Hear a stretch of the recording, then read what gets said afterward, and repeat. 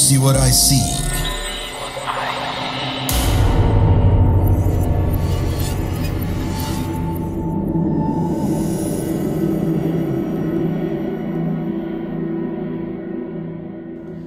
Assalamualaikum warahmatullahi wabarakatuh, warga Sukawedi semua. Ketemu lagi bareng saya Raden Ruli di Mencekam, menceritakan email kamu yang kali ini akan membawakan sebuah kisah klasik dari masa depan, bukan ya, dari masa lalu, di tahun 1985 tentang profesi seorang musisi dangdut.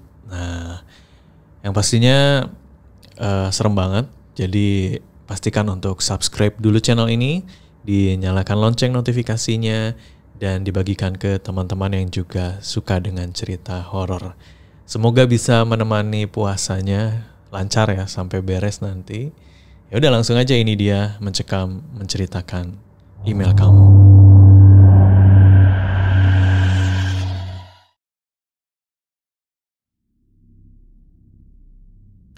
Musik sudah menjadi bagian hidup dari keluargaku. Dari kakek buyut, kakek, ayah, hingga aku sendiri. Aku adalah pemain kendang. Tahun 1985, aku bergabung dengan sebuah grup musik dangdut yang cukup terkenal di kota tempatku tinggal. Tujuan utamaku bukan untuk mencari popularitas atau menikmati gemerlap dunia hiburan. Aku hanya ingin membantu orang tuaku dan menyekolahkan adik-adikku. Di panggung, aku hanya seorang pengiring, duduk di belakang, menabuh gendang dengan ritme yang sudah tertanam di tubuhku sejak kecil. Sementara di depan, di bawah sorotan lampu, Sukaesih, si bintang utama, memesona semua mata yang memandangnya. Sukaesih lebih tinggi dari kami para pemain musik. Rambutnya ikal panjang, hitam pekat. Hidungnya mancung, matanya indah, dan bibir tipisnya selalu tersenyum. Banyak pria mengejarnya, dari pejabat, pengusaha, hingga penonton biasa yang rela menghamburkan uang hanya untuk mendapatkan perhatiannya. Sedangkan aku hanya pengiring, aku sadar diri. Tapi justru karena itu, Sukaesih tertarik padaku. Dia mendekat, meminta diantar ke sana kemari. Aku menolak. Aku bilang aku tidak punya kendaraan yang bagus. Aku hanya motor tua. Tapi Sukaesih tidak peduli. Di suatu malam, di balik panggung dia berbisik. Aku capek main-main. Kamu mau nikahin aku? Aku terkejut. Aku bukan siapa-siapa, aku tidak punya apa-apa. Tapi dia terus mendesak, hingga akhirnya aku luluh. Dan tahun 1988, kami menikah. Awalnya, Sukaesih berubah. Ia lebih santun, lebih tertutup. Tapi entah kenapa setiap kali ia melihat sorot lampu panggung, matanya seketika berubah. Hingga suatu hari, ia mengajakku ke tempat yang jauh, ke sebuah hutan gelap, menemui seorang yang aku yakini orang itu adalah dukun. Aku menolak, tapi dia menarik tanganku. Udah ikut saja, dengerin saja, jangan banyak bicara. Biar aku yang bekerja, aku yang mendapatkan uang. Ya memang, aku yang hanya sebagai pemain kendang saja untuk mencukupi hidup masih kurang. Untuk itu Sukaesih ingin membantu perekonomian kami sebenarnya, dengan ia kembali lagi ke panggung. Tapi setelah bertemu si dukun itu, Aku tidak pernah melihat Sukaisih yang sama lagi. Ia kembali ke atas panggung dan di atas panggung, ia tetap mempesona. Tapi begitu pulang ke rumah, dia seperti bukan istriku. Dia kerasukan. Di tengah malam dia tertawa tanpa sebab. Kadang duduk berjongkok di atas ranjang, menggigil, lalu tiba-tiba ia melompat ke dinding. Matanya membelalak lebar, tubuhnya menegang seperti kucing yang siap menerkam. Aku selalu mencoba untuk memeluknya, menenangkan, tetapi tubuhku justru didorong keras hingga membentur lemari. "Sukaisih, ada apa denganmu?" Sukaisih tertawa. Tawanya menggaung bergema di seluruh kamar. Seakan bukan hanya satu suara.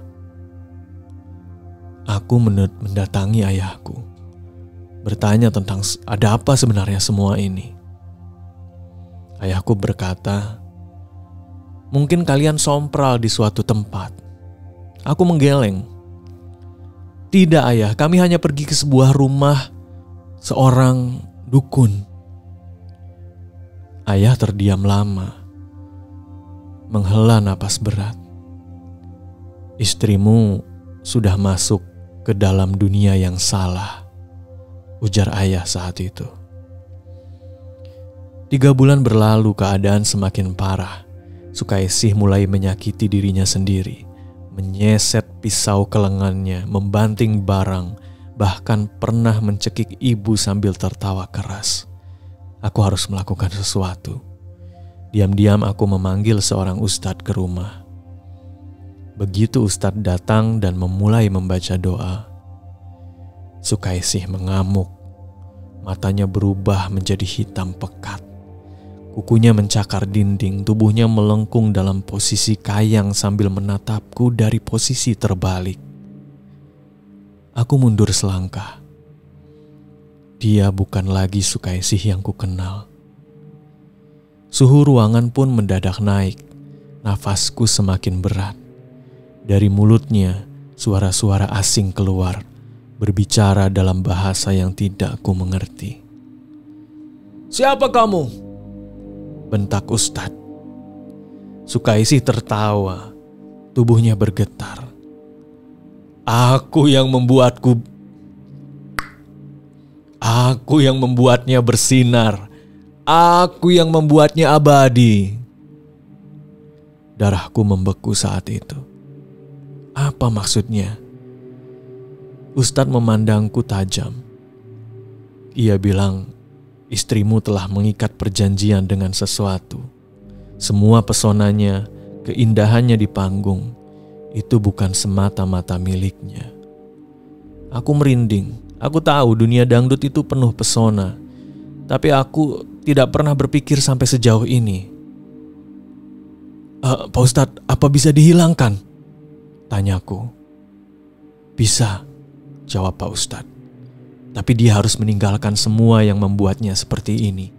Meninggalkan ajian-ajian, meninggalkan panggung," kata Ustadz. Prosesnya panjang, berbulan-bulan pengobatan. Doa-doa dipanjatkan, air ruqyah diminumkan. Kadang Sukaisih sadar, kadang ia kembali dirasuki. Dia memohon padaku, "Mas, tolong, aku ingin menyanyi lagi." Aku menggeleng. "Kalau kamu kembali ke panggung, kamu akan kembali ke mereka." Matanya berkaca-kaca. "Tapi aku sudah tua, Mas. Aku tersisih. Aku harus bagaimana?" "Jangan menomorduakan Allah, Sukaisih. Ada banyak jalan halal." Ia menangis. Aku tahu ini sulit baginya. Butuh bertahun-tahun hingga akhirnya ia benar-benar meninggalkan semuanya.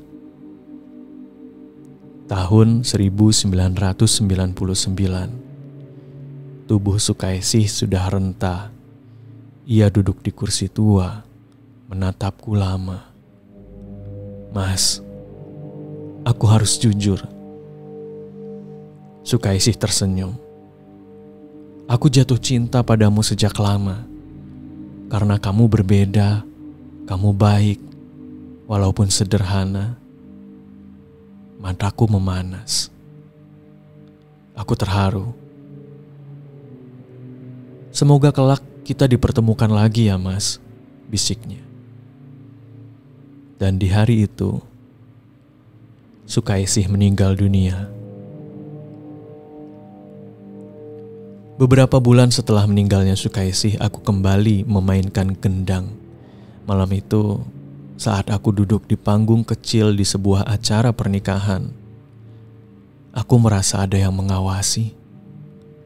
Aku menoleh ke sisi panggung, dan di sana seseorang berdiri.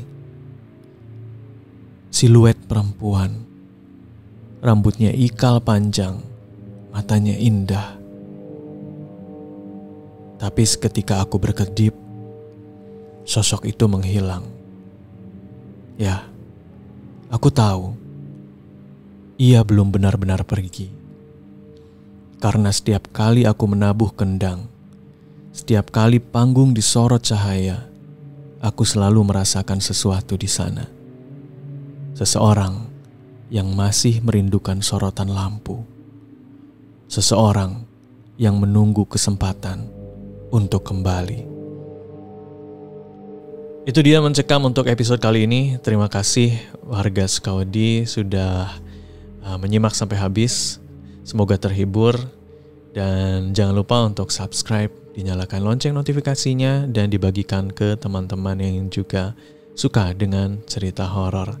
Akan ada nanti beberapa konten lainnya yang bakal nemenin sampai seminggu ke depan nanti menemani puasa warga Sukawedi.